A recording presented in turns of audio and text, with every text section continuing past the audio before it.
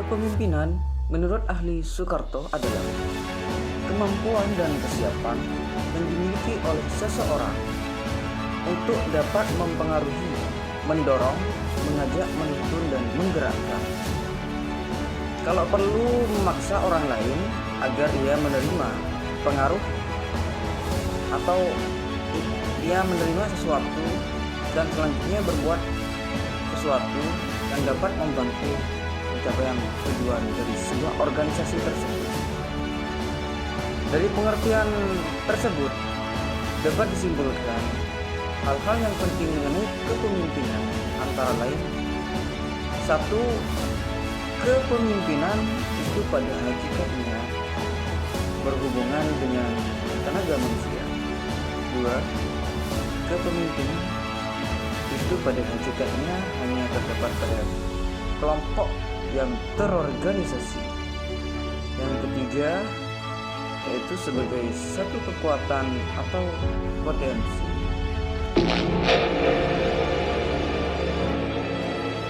Kalian semua dapat memahami arti dari kepemimpinan. Selanjutnya saya akan bahas tentang ciri-ciri seorang pemimpin. Ada satu tokoh yang bernama Mujamil Komar menyebutkan bahwa ciri-ciri seorang pemimpin itu yang pertama, memiliki pengetahuan dan kemampuan yang cukup untuk mengendalikan lembaga atau organisasinya. Yang kedua, memfungsikan keistimewaannya yang lebih dibandingkan orang lain. Yang ketiga, memahami kebiasaan bahasa orangnya menjadi tanggung jawabnya. Yang keempat, mempunyai karismatik atau wibawa di hadapan manusia lainnya. Yang kelima, bermuamalah dengan lembut dan kasih sayang terhadap bawahannya agar orang lain simpatik kepadanya. Yang keenam, bermusyawarah dengan para pengikut serta meminta pendapat dan pengalaman dari mereka, dari orang lain. Yang ketujuh, mempunyai power, ya itu dari segi money atau apalah, dan pengaruh yang dapat memerintahkan serta mencegah, karena seorang pemimpin itu harus melakukan kontrol pengawasan atas pekerjaan, ya meluruskan kekeliruan serta mengajak mereka untuk berbuat kebaikan dan mencegah kejelekan. Dan yang terakhir, kata beliau, itu bersedia mendengar nasihat dan tidak sombong, karena nasihat dari orang lain itu penting. Dan juga nasihat dari orang yang ikhlas itu juga sulit diperoleh. Kalian semua mengetahui tentang ciri-ciri pemimpin. Saya akan menjelaskan tentang materi saya, yaitu peran kepemimpinan dalam pendidikan Islam. Salah satu bentuk kepemimpinan dalam lembaga pendidikan Islam adalah kepala sekolah. Menurut Mulyasa, kepala sekolah merupakan salah satu komponen pendidikan yang paling berperan dalam menentukan keberhasilan suatu lembaga pendidikan, karena ia merupakan pemimpin di lembaga tersebut.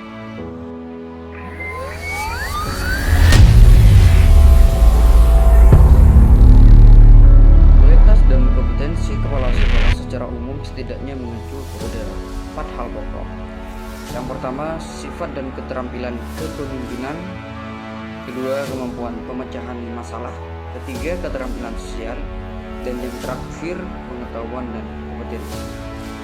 Secara garis besar, kualitas dan kompetensi kepala sekolah menurut salah satu tokoh, yaitu Marno Trio Supriyatno, dapat dinilai dari kinerjanya yang mengaktualisasikan fungsi dan perannya sebagai kepala sekolah, yaitu satu, sebagai pendiri atau edukator.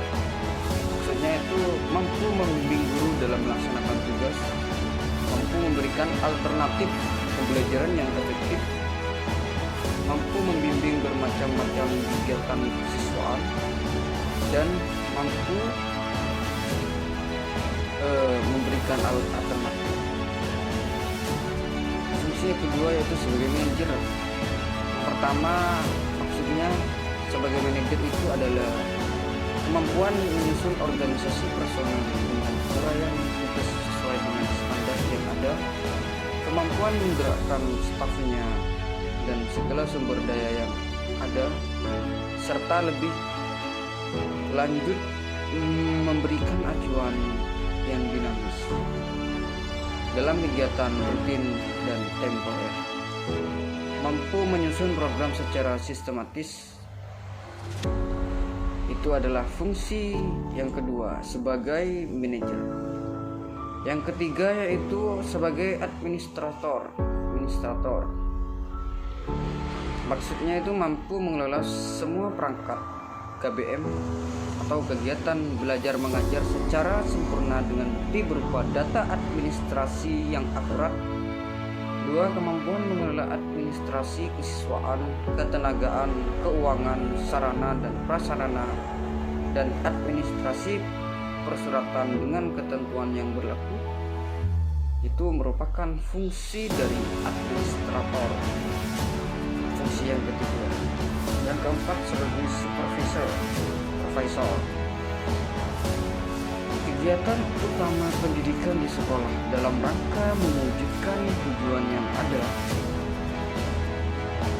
sehingga seluruh aktivitas organisasi sekolah bisa terwujud bermuara pada pencapaian efisien dan efektivitas dalam pembelajaran. Oleh karena itu, salah satu tugas sekolah sebagai supervisor yaitu melakukan supervisi terhadap pekerjaan yang dilakukan oleh tenaga kependidikan. Pemimpin.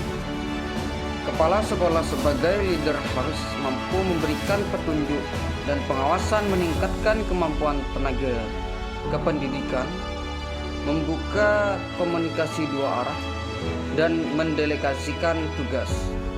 Kemampuan yang harus diwujudkan kepala sekolah sebagai leader atau sebagai pemimpin dapat dianalisis dari kepribadiannya. Dengan kepribadian, kepala sekolah tersebut dapat dianalisis. Pengetahuan terhadap tenaga kependidikan, visi dan misi sekolah, kemampuan mengambil keputusan, dan kemampuan berkomunikasi.